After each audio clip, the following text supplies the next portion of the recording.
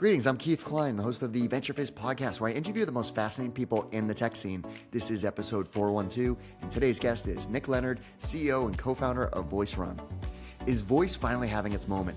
For years, it felt like the promised land that never quite arrived, but things are different in 2026 in many ways, and from what I've noticed is a shift in consumer behavior where voice is becoming the primary interface. Maybe it's because the technology is so much better for basic commands like speech to text, but the next wave of voice AI startups are looking to completely revolutionize the game with agentic voice AI systems that don't just talk, but listen, reason, and take action in real time. Voice is hard though.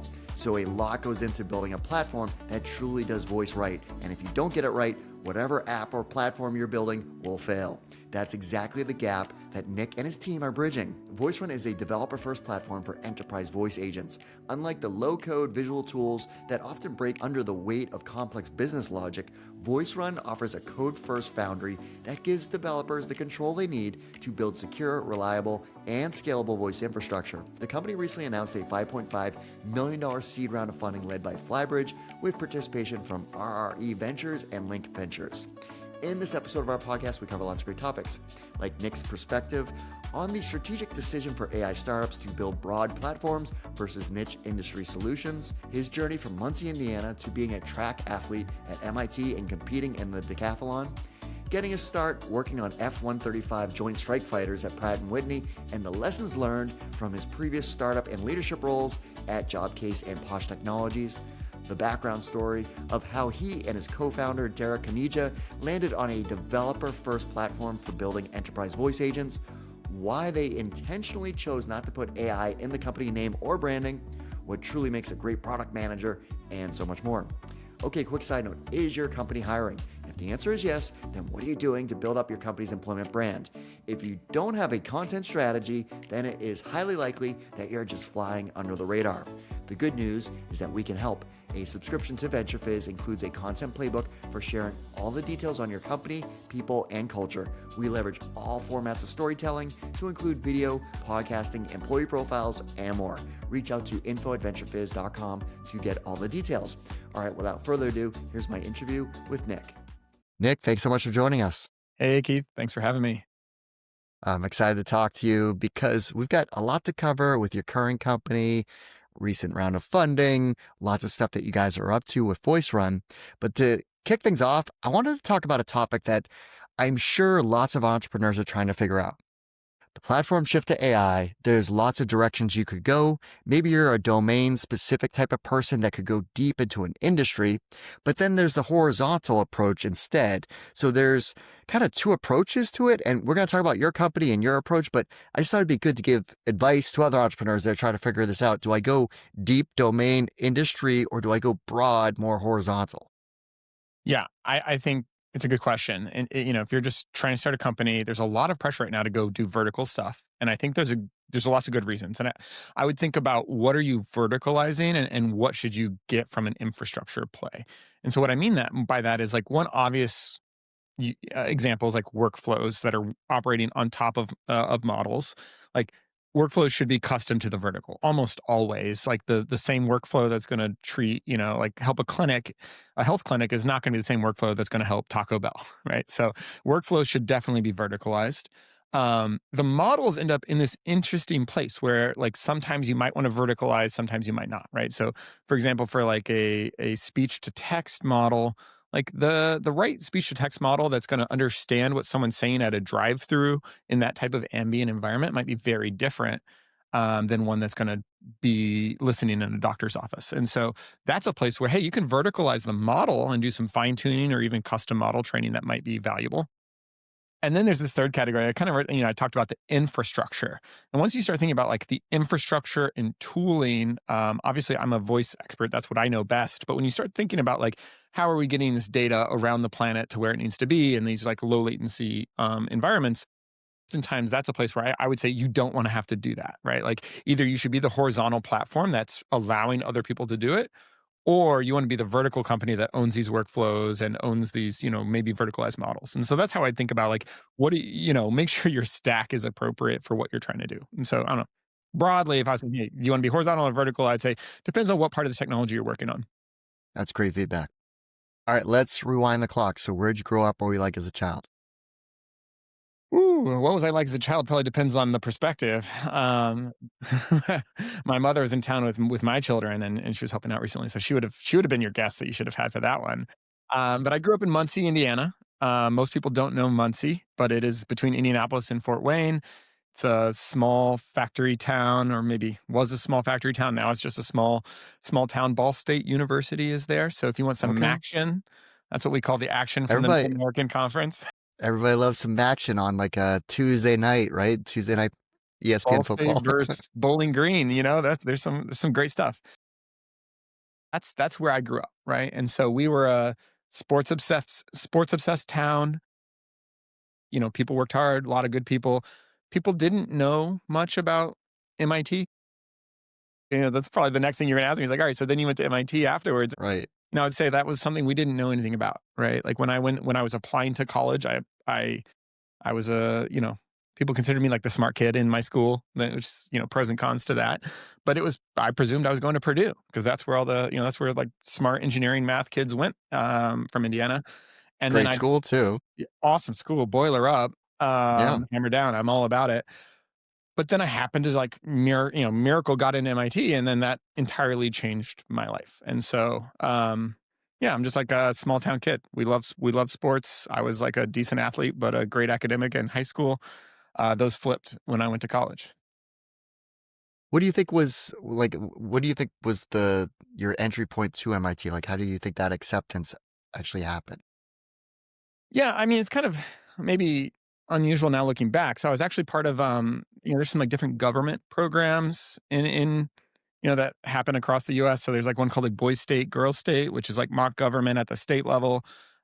Two people are chosen from each state to go on and represent their state at Boys Nation or Girls Nation. So there's like 104 people. I think it's like you get the states and then you get some of the territories, and like DOD has some. So, I was part of that. So I was part of Boys Nation. And then there was another thing that was like the United States Senate Youth Program, which was two from each state. So you get two boys, two girls that go to Boys and Girls Nation.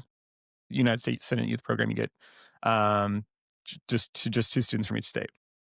And so while I was there, like, I met my senators and we talked and we had dinner, and then so I met W twice. So George W. Bush twice back in the mid 2000s. And so I think when you looked at my profile when I was applying, I was like I was a good student, or like I was good of a student as you could be in my high school. So, I mean, obviously when I got to MIT, I met there were a lot better students out there. But for what I had, right, I was a really good student. I was a decent athlete. And then I had this like weird spike in these like government political things. And I think that was enough to make me an interesting candidate to go to MIT. Most of the kids I knew from those programs went to like Harvard and Yale because it was a government type of thing. And then I was like the one kid that was like, I want to go to MIT. So All right, so at MIT you studied mechanical engineering and you were an athlete, you continued on the athletics in college, right? yeah, those are both true. I didn't start out as a mechanical engineer. I started out as a biology major. Was always a strong subject for me. I was really interested in it. My mom's a nurse, and biology is only a few steps from medicine. And so I went in with that. And then over time, like definitely the pull of engineering was a little stronger than the pull of science. And so I kind of gravitated. I ended up in mechanical engineering. I like specialized in biomechanics. That's where I did some of my like more advanced coursework, and that was awesome. Like I like learned a ton, but it was really hard, right? And I don't even think I was in the hardest classes compared to many of my classmates, but I was definitely challenged academically.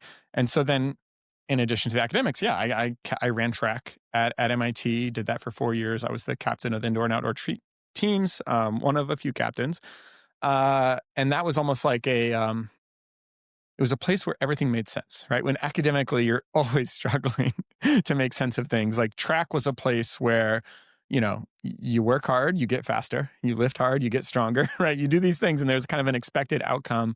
And then more than that is MIT has I think it's a unique track culture where even though track is oftentimes viewed as an individual sport, at MIT is very much a team sport. Like we would shake arenas when people are racing and it's close and you're cheering on your teammates.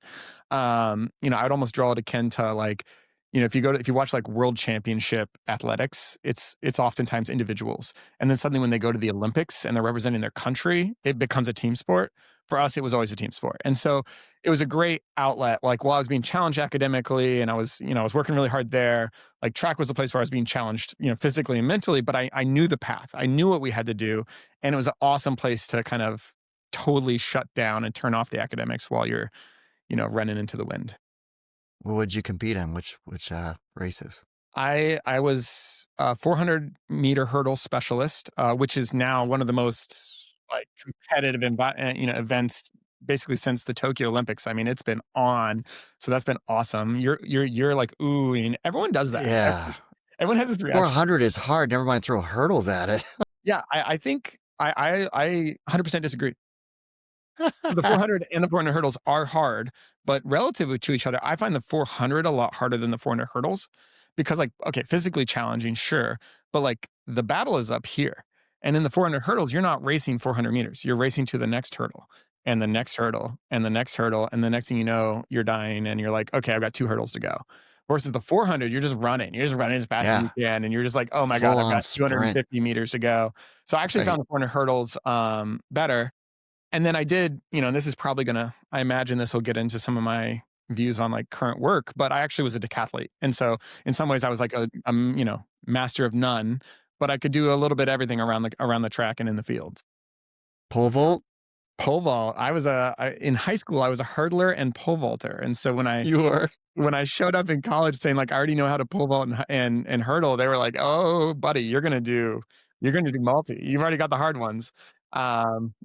Little did they know that throwing a javelin, I feel like my shoulder did not rotate that way. It was like by far my weakest event. Yeah. Oh, that's so cool. All right, let's go through your professional history. So how'd you get your career started out of MIT? Yeah. I think maybe I've kind of hinted at it a little bit, but like MIT was a bit of survival mode. I felt like, academically and, athletically, it took time, but that was good for me mentally. And so, I don't know if I even took advantage of, I didn't know how to explore like this like transition from, academic undergraduate experience into professional experience. And so I think I kind of found myself behind the 8 ball a little bit as I came into my senior year. I had done, while other people had internships over the summer, I had spent 2 of my summers teaching math and science in China. And so I didn't have the internships. I did some research, but then I decided I didn't want to pursue academics. So then I was like, okay, no internships coming into senior year. And I ended up with 2 different job offers. One was to be an interest rate option trader at the Bank of Switzerland. And then the other was to be a design engineer at Pratt & Whitney working on the F-135 Joint Strike Fighter short takeoff vertical landing engine. So that's kind of, I was like, all right, well, these are the 2 job offers I got in the fall. Everyone else has either accepted their internships from the summer or they just got them at the career fair. And so these are my 2 options. Let me pick one. Money was obviously better in finance, but something was like tickling in the back of my head that like, seems like once you go to finance, you're in finance. Whereas, when you go into engineering, there's still a lot, you're not shutting any doors. And so, obviously I'm not entirely correct about that. There's plenty of people who started in finance and then I think like the chief research officer at OpenAI started in finance and now Mark's at, OpenAI. So that was wrong of me, but inevitably I went to engineering. That's where I started. Well, according to your LinkedIn profile, you were awarded 3 patents for various fuel mounts in my role designing mounting, plumbing, and electrical components for the F-135. Wow. True. That it was like it's a crazy environment, right? Like, and it's funny because when you're working on combustion systems, it's actually like I was working on the externals, right? And so the outside of a engine, it looks clean because it's encapsulated, but right underneath that there's like a duct, and there's just like plumbing, electrical wires, fuel mounts, all this stuff running around it. And in any other context, this stuff is operating in extreme environments, right? They're like the vibrations are intense, the temperatures are intense. And so you're trying to design components that are going to like be able to withstand all of that and not bump up against each other and rub and do all these different things. There's extreme economic pressure to be lightweight. And there's extreme economic pressure to be cheap, right? And so you're like, how do I get materials that are cheap, lightweight, can like manage all of these extreme environments? And then even what's funny is when you're working on it, like the other engineers are like, dude, you've got the least extreme environment. I'm working on the stuff where it all explodes. So doing that does drive some innovation, and you're trying to figure out like what are different ways that we can secure this fuel amount that's going to like survive this extreme situation while not adding more weight to it, because by the way, we want these things to be able to land vertically. So you have to be very light weight conscious. I mean, amazing experience coming right out of school. Uh, It, uh, it, it sounds really awesome, and especially to talk about it. yeah. Yeah, we had a great time. I learned a lot around those systems. It was an interesting time because I think for me, the company felt a bit older. The pace of innovation was a little slower than what I felt like a lot of my peers graduating from. And then now, fast forward to end of 20, beginning of 2026, and it's like, dang, SpaceX is trying to, talking about a $1.5 trillion valuation, and there's so much stuff going on in aerospace related fields and stuff. So, a little bit of a I feel like almost like a little too early. Like or maybe had I went to a different company that was a little earlier in its lifespan, we could have had some really great times doing that stuff. That was my journey at Pratt and Whitney. All right. So what'd you do next? Yeah. So next, I was looking out, and I had a bunch of friends that were in New York and Boston and San Francisco. They're doing startups, or they're at these places with these like really fast paths. And I thought to myself, like, what is something like a content area that I feel very passionate about? And for me, it was education. So in addition to the engines that I was doing professionally, I was tutoring on the side. I was coaching a track team in East Hartford. Um, and so and as I kind of mentioned from my hometown, like this like thought of education and access was always important to me. And so I was like, okay, maybe I need to find something in education. I want to be in something in tech, and like maybe I want to move to New York City. So I Googled NYC tech education and I found a company called 2U, which was awesome. Really had a moment in the early 2010s when we were there. Got in, I think right off the Series C or D. We IPO'd, had a really fun time, and I feel like it clicked for like what pace of innovation could look like. It was all pre AI days, but still like things were moving fast. We were making decisions quickly. I was like very quickly put into rooms with presidents of universities talking about how we could, transform the way they deliver education to their students. And so that was an awesome, awesome experience. And it was aligned with kind of this thing that I've always cared about. Education isn't a loaded term because education means so many different things in so many different contexts. But it was like, okay, this is a space where I can feel really good about my work. And how I learned of the company was when they acquired edX. Yep. Yeah, there was definitely moments. So that happened after I had already left the company, but definitely when it was happening, where like when I was there, it was just this question of like, is edX a competitor? Is it not? I mean, 2U was mainly just this platform, right? It was meant to be a platform that's going to help universities, expand their educational offerings to lots and lots of students who aren't necessarily geographically on campus. And so then edX was doing the same, just doing it for free, which is awesome, but the model is different of like how much synchronous time do you actually get with an instructor. And so, yeah, eventually they bought edX and all the content. And I know that was probably an exciting time for them. Did you always want to start a company because that was the next chapter in your journey? Didn't know if I wanted to start a company. And I think even if you asked me so I came after 2U, I moved back to Boston. My girlfriend at the time, then fiance, now wife, was at Harvard Business School, and I was trying to figure out what I wanted to do next. And I didn't know if I wanted to start a company. And I think even 9 months into starting a company, I was like, had a lot of the founder doubt, like, did I want to start a company? Do I want to be doing this? But I think ultimately what really drove the decision for me was this idea of like generalism. I think to be a good founder, you almost either need to be so specialized that nothing else matters, or you need to be a generalist. You need to be able to get into marketing and sales and product development and maybe hands-on keyboard coding. Like there's a lot to do. And so I have always been a generalist, even on the track team. When I was a decathlete, it's like I was a generalist. And so I felt like starting a company was, at the time, I was like mid-20s, going to maximize my learning. It's going to give me a shot to do something really cool that I'm really passionate about. and it's going to play to my strengths of being able to, I don't like the term wearing multiple hats, but like being able to do a bunch of different things. And so that's kind of what said, hey, let's take this shot here. An awesome co-founder at the time. He was a classmate of mine from MIT. And so yeah, we gave it a good go. Okay, so what was Fund Forward? Yeah, so Fund Forward was predicated on this idea. It was if you remember peak crowdfunding times, right? Like this idea that you can fundraise or buy things online through like Kickstarter methods or donors choose or whatever it might be. So you can place yourself in that environment. And we had this thought that it's really frustrating that when we looked at like these private schools, obviously there's like oftentimes a wealth disparity, but private schools tend to be very sophisticated fundraisers. Like they're doing capital campaigns, they're doing annual giving, they're doing events, they have a whole strategy and it's impressive and they have professionals that are operating it. Meanwhile, like public schools, there may be wealth differences, but also there's know-how differences. It's like they're still running bake sales, right? And if you actually like want to run the economics of like how much money do you raise from a bake sale, it's like tiny. And so we kind of started this like, okay, well, we can't do anything about the wealth differences between different schools, but we can do something around the know-how. We can reduce the friction. And so we actually built this platform. It was really cool. Looked like a lot of crowdfunding platforms, but it allowed you to like take subscription-based donations. It allowed you to like allocate your donation between different organizations within the school. So you could say like, oh yeah, I just want to donate once a day, once a year. I want to split it between the soccer team, the band, and whatever.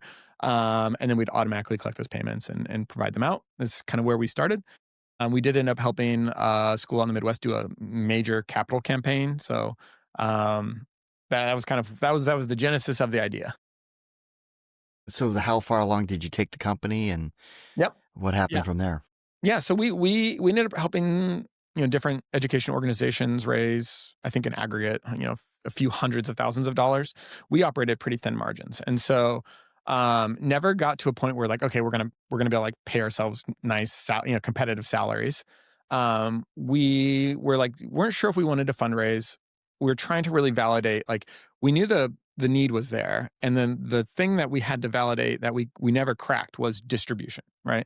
And so originally the thesis or the hypothesis was, hey, if we have a successful fundraiser, these organizations are highly networked, right? Like the PTO, like the band boosters know the PTO and the football booster, and like they're highly networked. So if we can have success one, we can have a good product led, growth motion and not a lot of like hand to hand sales, not a lot of like implementation. And that's how we're going to grow.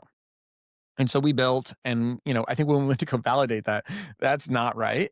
They are loosely networked, these organizations, but they're also protective of their donors, right? Like if I'm the PTO, I know that like the same people that are giving money to my organization are the same people giving money to the band, and I'm not really excited about that. Like I don't want them to get exhausted by other organizations, and so I'm actually not trying to help them. And so where we ended up kind of landing throughout that journey was like, yeah, we can take an organization and help them fundraise way better. But there's so much education and awareness we have to drive in order to get them, to the table to do that, that it's like the economics of the business were very difficult. And so, because we could never quite crack that, we did do another version where we tried capital campaigns, but that didn't really feel like the place we want to spend our time. We were like, once we crack this, we'll try to raise money and grow more aggressively and do that. But we never cracked that. And so thankfully, we actually never did raise money. 2015 was a pretty good time for it. And we probably could have, but we didn't. And so then because of that, it allowed us to actually, return, get other jobs. We were doing that part-time, to make sure we like delivered for the organizations that were relying on us. And then we were able to very gracefully kind of shut it down. So you moved into product management from there. What prompted that path towards product? Yeah, I ended up landing a job case. I joined as a product manager. I think where that where that came from is, again, like where do the generalists go? Right? When you're an organization, where do the generalists go? And I think for a lot of tech companies, if you're a generalist, you're going to land as a product manager.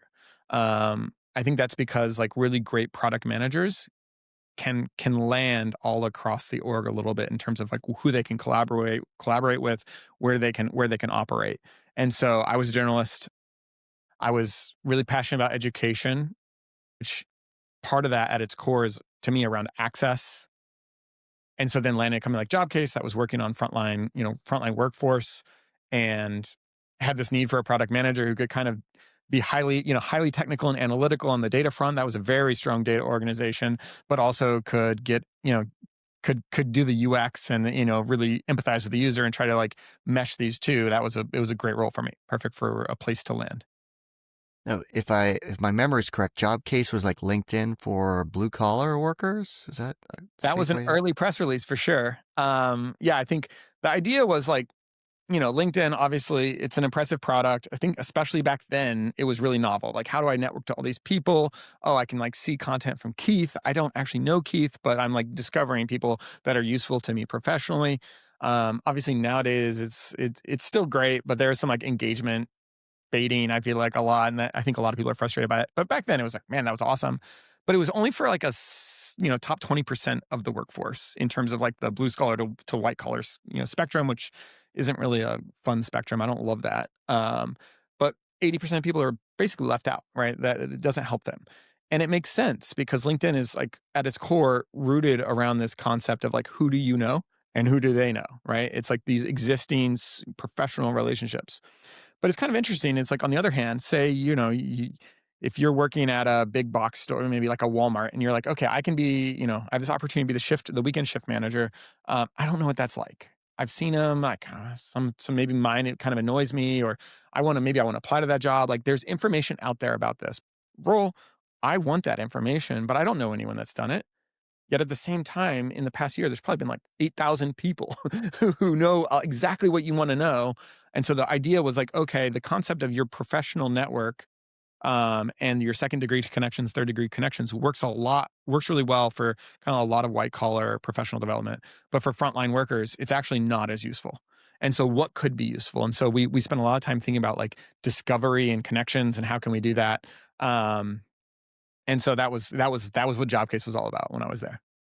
And you eventually worked your way up to a director or a leadership role within the product organization. So, what did you learn along the way as far as building something and scaling it? Yeah. So I learned a ton. There were a lot of really talented people there, and I learned a ton from them. I think the things that I learned, if I try to give you a framework, which is a very producty type thing to do, I would say there's kind of two things, right? It's like, one, it's trying to understand like what is the language of the organization, right? As a product manager at any company, by nature, you're almost always responsible for the coordination and communication across the org, across different organizations within your company. And so understanding the language of the organization is really important. And at Jobcase, it was a very data-driven company. A lot of companies like to say they're very data-driven. It was incredibly data-driven. I would say a little bit maybe to a fault, but like, yeah, everyone's, there's that perfect line, and you got to be on one side of it. And they were very data-driven. And so as a result, like, I had to make sure that the way that I communicated was data driven, right? So it's like you could point to a very first principles approach of like, well, if this flow is broken, then like the user's going to be frustrated. But it's also useful to actually have the data, right? Like, how many users are coming into that flow? How many is it broken for? Is this worth our time to fix? And that was a little bit that was one really important lesson I learned. And I've had the generalized sense that first it was like, oh, data driven communication is important, which it is. But over time, I've learned that's like actually just like understanding the language of the organization. That's the first thing I learned. And then the second thing that is worth focusing on is how like product managers are very often expected to be this connective tissue across the organization. And the more like the deeper your connections, the more powerful you'll be. And so when I say that, it's like you can have a very fringe relationship with your engineering team where you don't really understand how the technology works, but you really understand how the business works, and you really understand the UX. And every time there's something that you don't know whether it can be done, you've got to go to your engineering team like, hey, can we do this? Right. And then when they push back and they say, no, we can't do that, like, you don't have the capacity to push back. But if the more of the technology you actually do understand, right, you can engage them in like a really collaborative, helpful session. And then you might learn something that like, oh, actually, we could do this given these new constraints that they didn't automatically think about. And that lesson like applies everywhere, right? So the same thing with like a design team. If you're fortunate enough to have like a product design team that's awesome and great UX thinkers, like, you need to practice your UX skills because Otherwise, you're just gonna be going to them and just coordinating and saying like, "Oh, what does the user want?" But like you should have a point of view.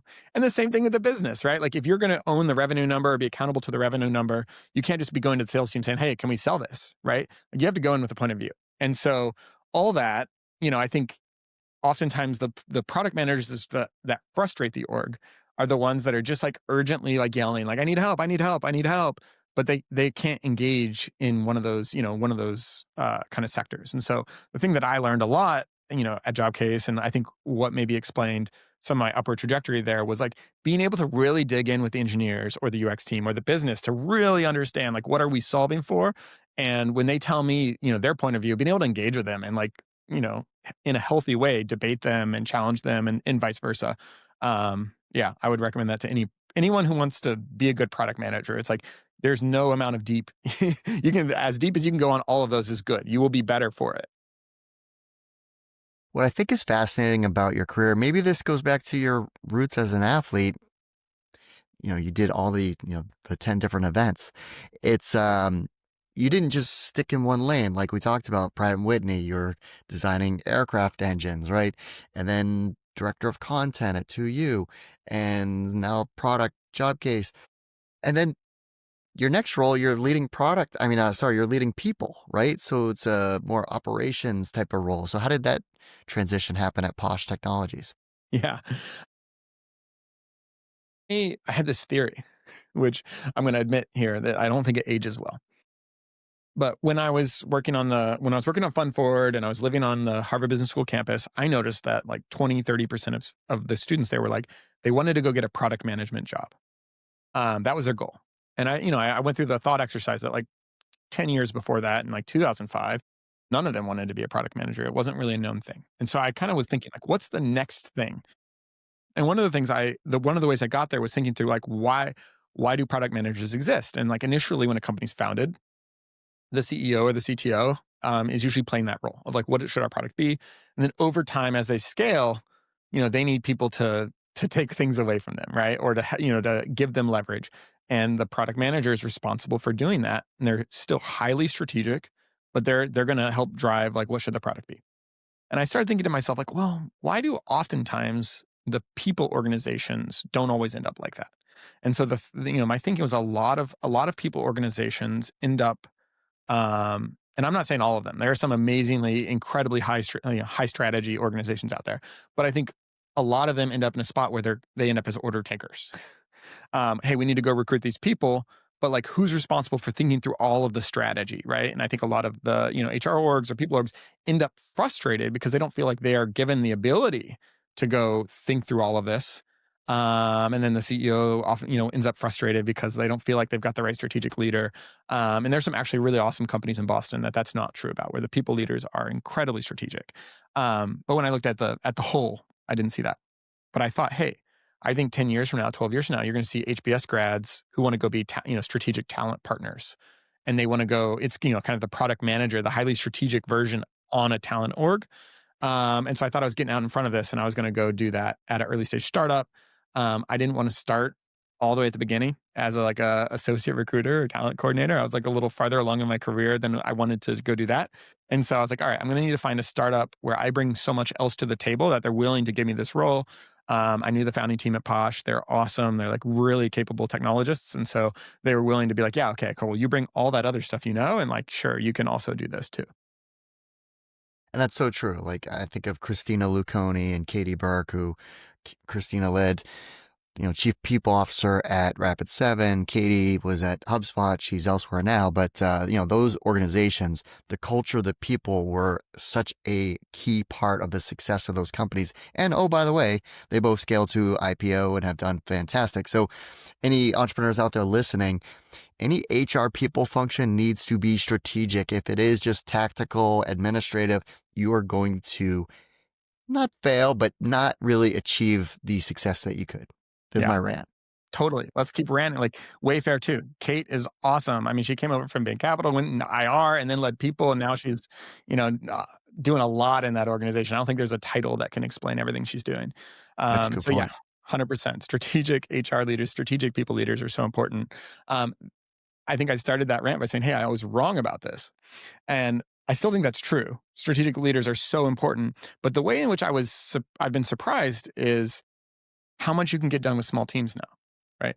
So, I think back then in, 2019, the only way to be massive, be a huge company and have this huge impact, unless you're like Instagram with their 13 people, but most companies, like you had to scale a large team. That's the only way.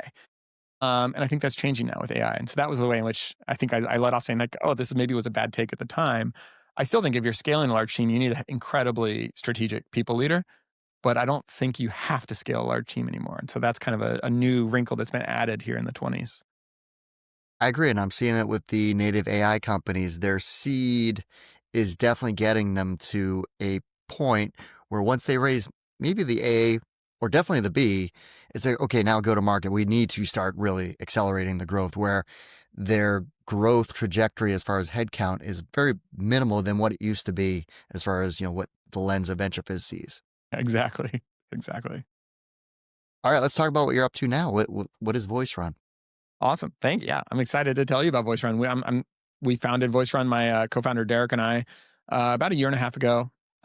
We have worked together at JobCase. We worked together at Posh. We've now started this company together. And what we are about is helping companies build great voice experiences, right? You might call them voice agents, you might call them voice applications, but regardless, there are many companies out there that want to build their own. Um, but it's a long journey if you're going to build all that infrastructure and you're going to maintain all that infrastructure. You're going to build all the tooling to make sure your agent's good. And so what we do is we provide all that. You get all the infrastructure, you get all the tooling that's going to help you know what's happening at any moment in any of your voice agents that are in deployment. And we give you a code first interface to design your voice agent. I want to talk about the code first bit, but I think, as I say all that, the real key thing, when someone says, hey, Nick, should I build on VoiceRun, or should I, go to one of the other million voice AI companies out there? My question to them is always like, do you care about the code and do you care about the data? If you don't, then like definitely go to another vendor that's just going to say, here's your point solution product, and you're going to get the outcome you're looking for if they're a good company. But for many companies, they can't imagine outsourcing a product and not owning the code and having control and everything that means. And they can't imagine outsourcing a product and then not having the data visibility. So happy to dive into those things, but those are the key things of like why people want to build on VoiceRuns. They really care about the code control. They really care about the data. Well, how'd you and Derek come up with the concept, the idea? Yeah. So, I mean, a little bit was, hey, we have this like directional hypothesis. And then a little bit of it is listening to the market, and you try to sell stuff and you see what they say. So when we left Posh, and joined and started VoiceRun, it was really based on this idea that we knew that all future voice experiences, all voice agents needed to have LLM backbones. In 2026, that feels kind of obvious that like LLMs have to be the backbone of your voice experience. But back in the, at the time, it was very very non-obvious. You were building on GPT 3.5. There was like all these hallucinations. It was a small context window. They couldn't call tools. There's all these things that were like, I don't know if we're going to use LLMs for voice experiences. And I think for us at Posh, especially not in banking use cases. But Derek and I were convinced that maybe banking, use cases would be slower to adopt, but other people are going to be very fast to adopt LLMs as the backbone behind a voice experience. We actually started by launching apps. We launched an autobiographer app. We launched a way for use voice cloning to have like family members who maybe are geographically not proximate to read stories to their grandchildren. We were doing all these things. Actually, where we landed from launching these apps was that, hey, these text-to-speech vendors are not good enough and they're really expensive. So about a year ago now, we actually trained our own text-to-speech model. Always good to get deep into the tech and really understand it. And we went out to spell, and this is where we kind of switched from us, taking shots on goal to suddenly getting a lot of feedback from the market. So we went out to, we had a pretty good text-to-speech engine. We had this really novel data pipeline that if someone ever wants to dig in deep on how to make where TTS falls down today, like I'm happy to go deep on that sometime. But we had this great thing. We said, hey, let's go start selling it. We were trying to go to startups and say, hey, use our text to speech. And then we got this feedback back, and people would love to do that. But when I don't even know when I'm supposed to talk. How can I use your text to speech if I don't even know how to talk? I don't know how to listen. I don't know how to talk. I don't know how to call APIs and do like this orchestration layer and infrastructure layer is really complex. We're going to go build it for the next 6 months, and then maybe we'll come back and use your text to speech. And that's when Derek was like, oh, shoot, this is what we need to be building. We need to build a platform that's going to allow people to spin up agents really quickly. And they need to be extensible. We can't be a no-code solution. Right now, if you want to build a voice agent, you're almost entirely locked into no-code solutions, which look like these like call flow boxes where you like say, hey, say hello to the user and figure out, do they want to make an appointment or cancel their appointment? If make appointment, go to here. If cancel, go to here. Which is all fine if all you want to do is just simply make an appointment. But if you're like a really complex enterprise, with real tech, and you've got APIs that have all these different functionality and you want your voice agent to be able to integrate with them and do all this work, then like you need a code solution. So Derek was like, we should be, this is how he framed it back then, AWS Lambda for voice agents. And so for the listeners that don't know what AWS Lambda is or Google Cloud Run is, it's a serverless approach for event-driven architectures. And so serverless means like you don't need to spin up all your stuff. We're gonna like abstract all that away. You just say like run this code, and that code's gonna run. And then it's event-driven, meaning like things come in, things go out. And so for us, speech comes in, and often speech goes out. Doesn't have to be speech, but speech goes out. And this is a way that we can then run other people's arbitrary code, which is important to say. It's like their code, it's arbitrary, meaning we have to make sure our security is incredibly tight, which it is. And all that is to say, now we have this, we are a code first platform for people to quickly build voice agents. I think, I don't know, the other day I built like a Harry Potter sorting hat in like 4 minutes, and it does a good job. It interviews the person, asks them lots of questions, and then like places them into a house. It's a bunch of funny things you can do and a bunch of enterprise grade stuff you can do. And so that's kind of where we landed on like, oh, this is the way, this is from a technology perspective, what we should build. Go to market was a different journey, but that is the technology perspective. Well, perfect segue. So go to market, like, is this more enterprise or is it more SMB, or it's agnostic? It could be anything. In theory, it could be anything. We spend most of our effort on enterprise. We do have a small startup program. We especially, for your audience, especially, we like really love Boston companies. So if it's a Boston startup that says, oh, I want to build something on this platform, we almost always give them access, but it is closed access. We generally focus on enterprises, and here's what we've found. In any vertical, right? There's going to be some system of record.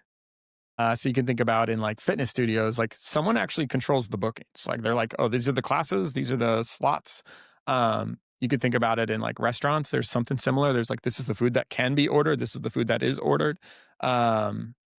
So, in whatever vertical you want to talk about, someone is the system of record, and someone really cares about the code ownership and the data ownership. And so basically a lot of our theory is that across any vertical, we're going to look at who wants to own the code and who wants to own the data. They're the right ones for us. And so naturally, those end up being enterprises that are pretty sophisticated. And so we end up working with tech companies that are looking at their system, saying we need to have a voice agent. Oftentimes they're an ecosystem player where there's third parties that are developing and get access to their APIs.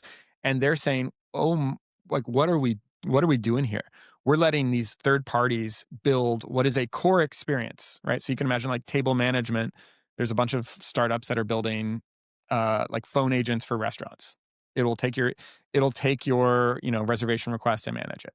And if you're Resi out there, which I think is owned by Amex now, but it's like you're letting someone have access to that and they're paying you, so that's good. Your revenue's going up. You like that, but your revenue could be going up more if it was a first party offering.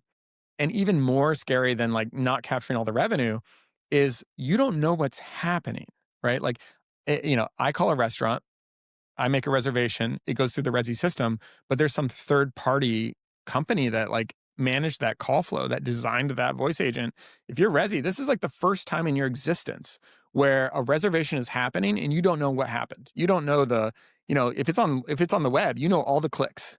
All the recommendations you put in front of them, all this stuff, and it can plumb into your giant data science analytics organization, and you can optimize the heck out of it. But suddenly on voice agents, if you rely on third-party solutions, then you're blind. And so it takes you to the natural step of, okay, I can't rely on third-party solutions. Let me go talk to my CTO, figure out what it's going to take to build this. And they start looking at what it's going to take to build this, and it's a huge effort. right? We're gonna have to spin up new teams. We're gonna have to bring in new expertise. It's gonna be a 12-month effort. And suddenly you're there like, well, we don't have that long. We don't have that long. We're losing out on data every single day. What is our third option? And that's where VoiceRun enters. We work with organizations. We bring all the infrastructure out of the box. We bring the tooling. We will we will forward deploy our engineers onto your team to build the voice agent. And after all that's done, the voice agent, all the business logic is written in code that our clients own and control. And then the data produced by it is data that they get to own and use and analyze and do all that kind of stuff. And so all that to say, as we figured out who our right customers are, they tend to be large tech enterprises that has some, in their vertical, they've got a clear voice use case, which is oftentimes the phone. I was wondering, like you were talking about the reservation example, and I'm like, is this multi-channel? Meaning, people make reservations online, text now. It's like, so there's multi-channel, not just calling the restaurant to say, "Hey, I want a reservation." Yeah, totally. Um, totally that is how reservations work. Totally not how we operate. We are absolutely voice and telephony experts. So if someone wants to create a text message from our platform, you can do that. But if you want to devise like a chatbot to live in your web interface or something like that, that's not really our business. Those are easy, to be honest. Like it's so easy to just like hook up into an LLM and create a chatbot or to create a text messaging bot. A lot of people out there advertise, "Hey, we're omni-channel." Our view to those omni-channel people is like, well, who's doing your voice? Because voice is so complicated. Every single turn of a conversation, um, when I say turn, like you've said something, and now everything from you're done talking to I'm done talking, right? It's like I probably need to try to modify the noise. I might filter out background noise. I'm going to try to understand when is it my turn to talk. I'm going to transcribe your speech, which in a data form is like an audio wave. I'm going to turn that into text. I'm going to operate on that text. I might have API calls. I might have LLM calls. I might have hard coded logic. I'm going to end up with text that I want to say back to you. I'm going to turn that into speech. I'm going to get it back to you, right? Like managing that pipeline, orchestrating between all the different model providers, that's a ton of work, right? So someone who's saying we can do it all, like good luck. I hope if they're saying we can do it all, that's because they've used someone like us to do the voice part. And so same thing for, systems of record. They might have great, recommendation engines that control their chatbot or their text. That's great. But when they want to go do voice, they're going to need to find an infrastructure provider that can help them do that. And that's where we sit. And let's like maybe change industries. So banking, right? So you're calling your bank and you've got something that you're trying to take care of, or your credit card, right? There was a fraudulent charge or something. But so is the expectation of the consumer now to be able to have this conversation 100% with the voice agent and never speak to a live person? So eventually the mind shift of the consumer will get to the point where I know I'm going to be taken care of versus I just want to talk to a live person, right? There's that frustration element where you're just not getting the information you need, or you're just going through this, tree dialing of press one, right? And you're just like, so no, like agent, agent, agent. Yeah. Yeah. I do think that's like my take right now is that right now, oftentimes when people are on the phone and they hear a human, they're sometimes relieved. They're like, oh, this person's going to be able to handle me, take care of what I need. I expect in the not too distant future, we'll see a shift where they get a human and they're going to be like, oh, I got to think about what this person cares about, right? Like maybe they're having a bad day. Oh, they probably don't speak the language I wish they spoke. Every time I have a request, they're going to put me on hold for 3 minutes while they go do something, right? Like AIs aren't going to do that. And so, for a bank, if we were going to work with a bank, it'd be important that they care about owning their code, controlling their data. If those two things are true, the way we would probably operate, they would probably want our infrastructure and our pipelining all to live in their cloud. We do that. We do on-prem deployments. So that's important for like a bank or insurance, any kind of financial institution that has extreme, compliance, regulation, and security needs. And what I'd recommend for them is like, you kind of roll out use case by use case in increasing complexity. And so you'd start by saying, yeah, get rid of that press one for this, press three for this. Because honestly, if it was just press one, if it's just three options, then that'd be fine. But if you look at most like banks, that call tree is multiple layers deep. It's like press one for like fraud department. And you're like, I don't know, I just lost my credit card. Is that fraud or is that credit card services? Like, I'm not sure.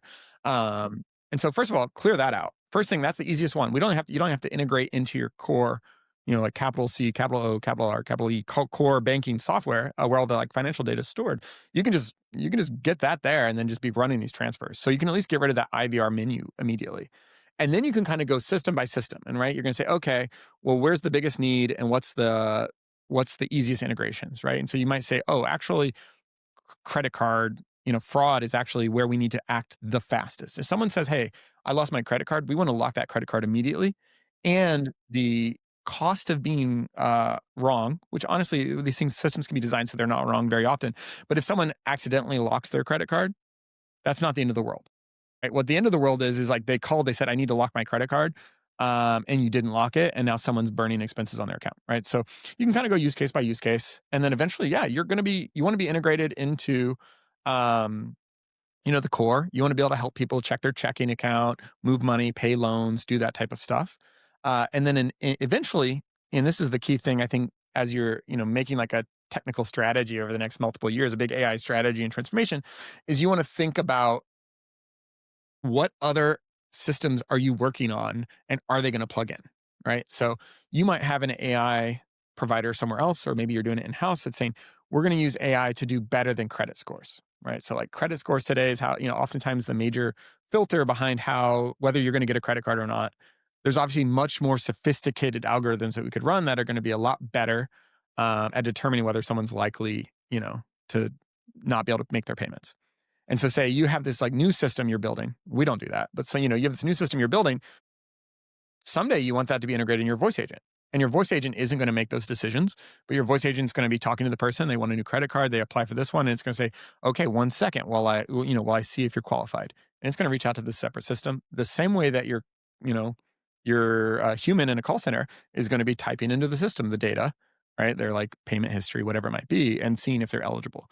And so what's important is you don't know what that integration is going to look like today, but you know that someday your voice agents are, your call center agents and your AI agents are going to need access to that system.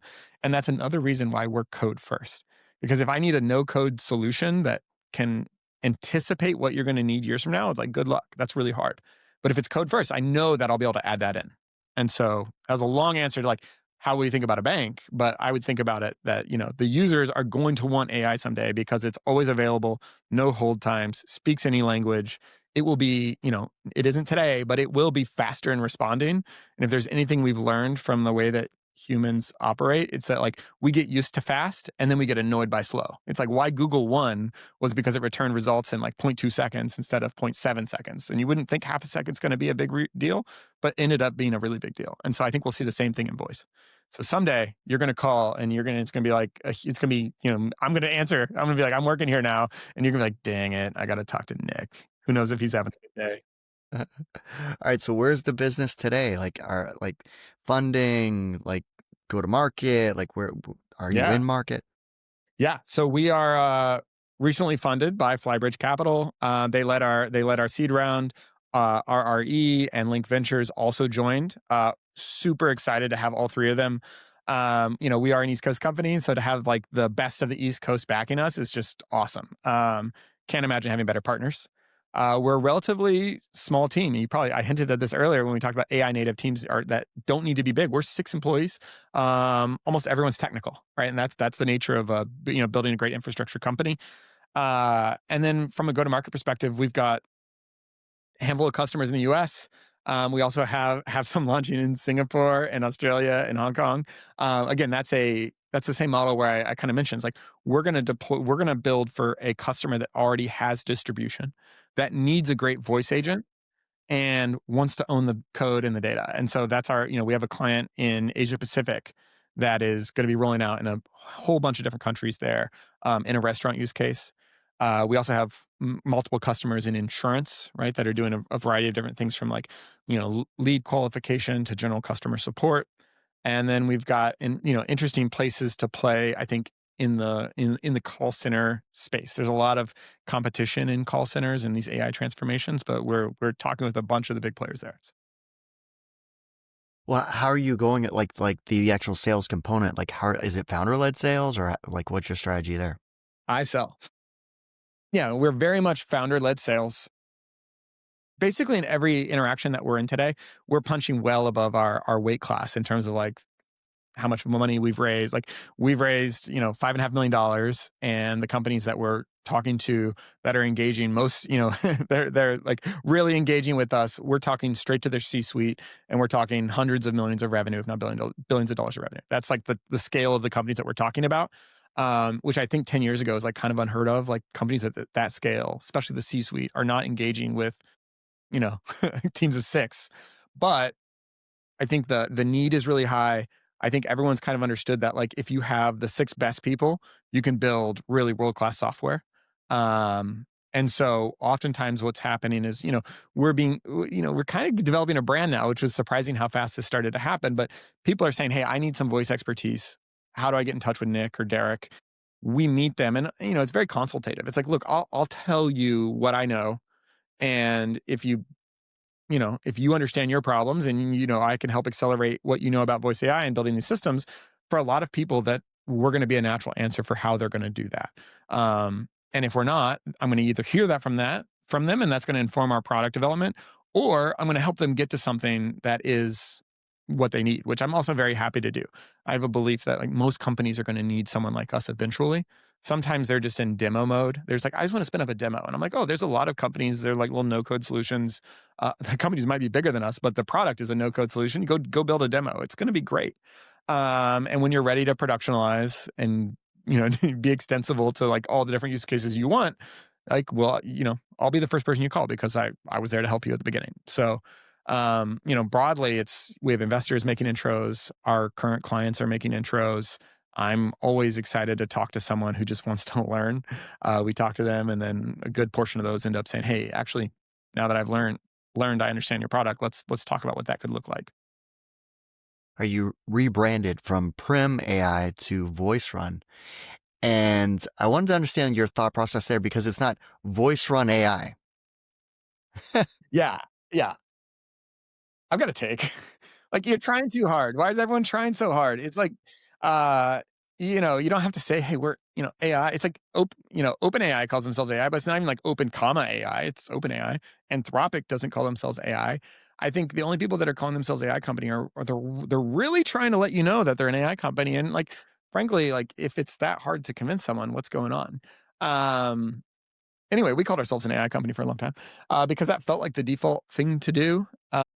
We were Prim AI originally as a callback back to Neil Stephenson's book, The Diamond Age, where they have the primer. I don't know for you, speculative fiction, sci-fi people out there. You know what I'm talking about. And it was a cool name. We liked it. But ultimately, like, we want people to know what we do, and obviously, we do voice. Like, we don't do chatbots. We just do voice. And ultimately, at the end of the day, what are we trying to do? We're trying to run your code. We're running your code that's optimized for voice. We take care of a ton of stuff for you, so you don't have to think about it. And so I was like pleasantly surprised when I looked out there and no one was like, VoiceRun was just this open IP. I assumed, you kind of assume when you're an entrepreneur that every name is taken, and that's why you're going to have to make up something, and you come up with some letters, you smash them together, and you call it Google. And we looked out there, and then nothing is called VoiceRun. Everyone who says, like, oh, who sees me is like, oh, the VoiceRun guy, like, you do voices. You guys are the voice experts.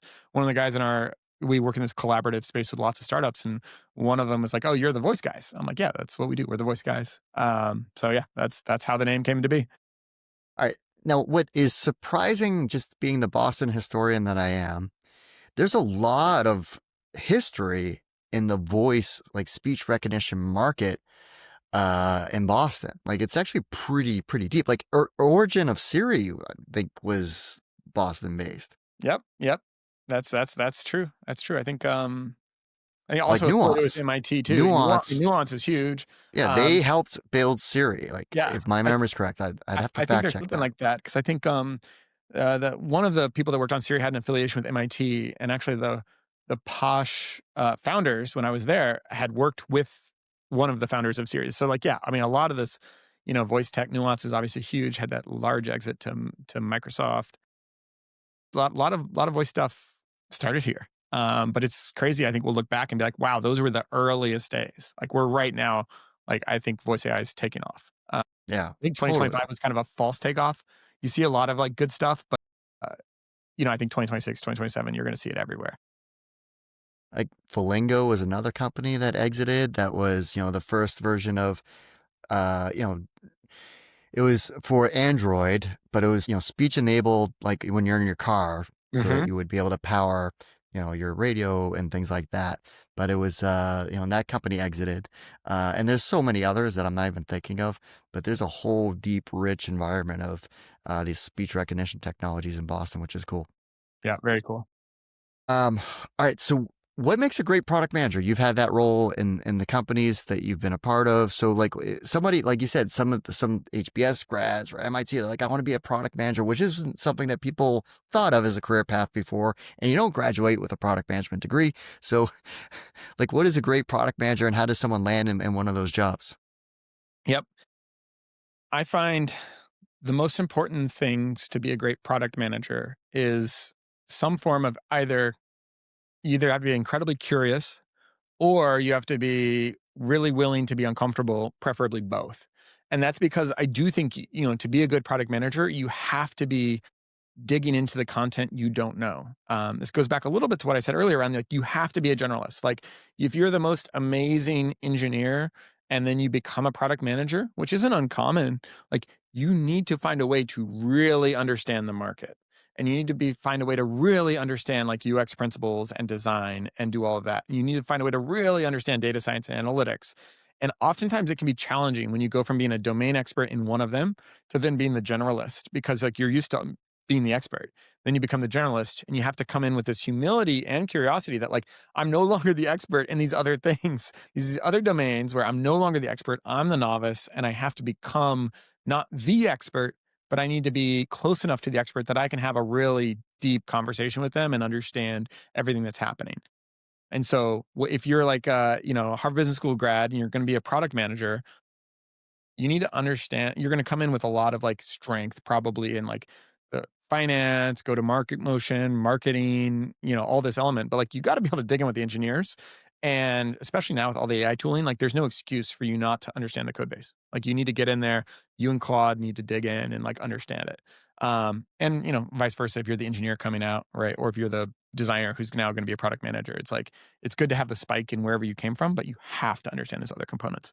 Um, that's all probably the most generalizable advice is like you have to be, a five tool player. If we're like a baseball analogy, like you have to be able to get into this other stuff. Um, how to get a product management job? It's a weird time. Like I'll be honest. 2025 and now into 2026 is like a really weird time to be doing something that you don't have expertise in. It's weird because on one hand, it's like never been more accessible, right? Like you want to code something, go build something, even if you've never coded. Um, if you want to start a company, go start a company. It's never been easier. Capital's never been more available. Like all the things feel easier. So on that hand, it's like, oh, great, go do it. It's not hard. On the other hand, companies are less willing to hire people junior in their like profession than ever. I feel really bad, honestly, for a lot of the people graduating college right now. They've been given a promise that like, oh, you went to a great school, you measured in these things, you did all the work, you're going to get a job. And it's like not true right now. Some will, but some won't. And so it's kind of this interesting time where it's like, you're saying, oh, I want to be a product manager now. It's like, those associate product manager like programs where you did 6-month rotations, like I don't know if those are even around now because no one's thinking about their 3-year talent pipeline for product. They're thinking like, no, I want to go hire someone who's been a product manager for 10 years and get them in. And so I don't really have a good answer for like what you can do. I think going back to like, you want to be a journalist. And maybe the best thing I can say you should do. So if you want to be a product manager and I'm trying to give you really good advice is you want to be able to show your work. So if you're trying to get a job somewhere, like you should go build something. You need to go build something, and then you need to understand why you built it. Because someone's going to look at your project and be like, "Oh, cool, great website," and then you want to be able to like own the content area of whatever you built because that's going to put you on like positive footing, right? So when you go interview with a product manager, you got two options. You can talk about their product or you can talk about your product. And they're going to be an expert in their product and you're going to be an expert in your product. And so you want to guide the conversation to talk about your stuff where you're the expert. And so to do that, like you need to go build something. You need to probably try to have users. You don't have to sell it, but you need to have some users use it. And when you do all of that and you iterate on it, and it's tough because you got a full-time job, and I'm saying you need to go do this on like nights and weekends, so it's hard. But when you go do that, the process of doing all that is going to be the story you're selling when you go be a product manager. They get you into the interview. Hopefully, they can relate to the project. Hopefully, they're impressed by the technical nature of it. But most importantly, when they are trying to evaluate you, like, are you a good product manager? They're going to want to talk about that topic area, not some hypothetical, how would you do my product? And that's going to be a really strong place for you. So that's the most practical, tactical advice I think I can give someone who wants to be a product manager right now. Go build something, iterate on it, and then have really clear definitions of like why you made what iterations, what you would do next, and that'll put you in a good spot. And just to add to that, if someone's listening and they want more advice, the more domain experience that you have, I am an expert in something very specific in healthcare or biotech or financial services, the more domain experience you have that's unique, that could parlay you into a product management role because you know the ins and out of that industry, because the domain layer is obviously something that companies look for. And then second, be customer facing too. You don't have to be a PM day one. You could be customer success or something that you're interfacing with the customer so that you're getting that, on-site experience or just day-to-day feedback about products that then parlays into a product role. So you'll get there. Yeah, and I guess Keep maybe at our it. last thing, can't help but say it, but like especially since I know a lot of, you've got national, audience, but like I know there's a lot of Boston people that really tune in, and I think for those people, sorry to exclude anyone else, but like for the Boston people, like there are plenty of people you can reach out to. Like you can cold LinkedIn me or Keith, and like I don't I can't won't necessarily respond to everything, but like I guarantee you your like conversion rate of getting someone who's in my shoes or one of the other entrepreneurs around in Boston will be higher than almost any other city. Because Boston, like everyone every founder I talk to has this same like, kind of tickle in the back of their head of like, I like want to help other Boston founders. We kind of, there's some connective tissue that we're like really starting to develop here. And so I just say like, feel free to just ask for help.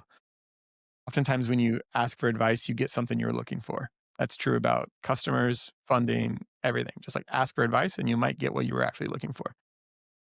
Well, along those lines of building more of the community aspect of Boston, there's the Build 617 podcast that you are co-leading. Is that like, what is that? Yeah, Nathan was like, "Hey, we should, he and I are someone we met, and really that is for me. It's kind of twofold. The Build 617. One element of it is, hey, we need to get founders together because they can help each other, and because of the geography or whatever it might be of Boston, like we haven't like always done a great job of that. There's lots of great organizations that have done that to some effect, but it seems like there's still appetite for more. So that's one part of it.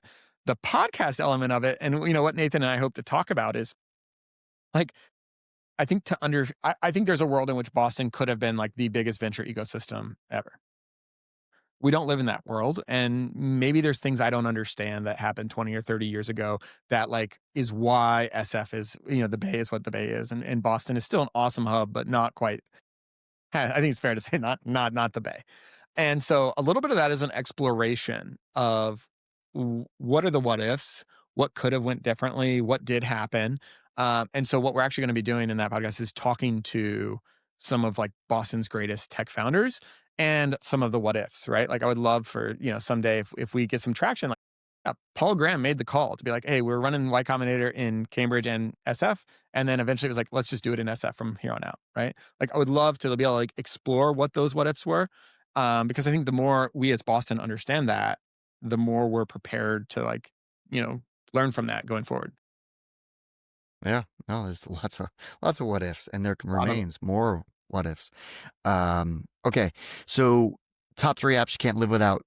Can't be Slack, email, or your calendar. can't be Slack, email, or my calendar. Um, unfortunately, I mean, I think ChatGPT is one of them for me for sure.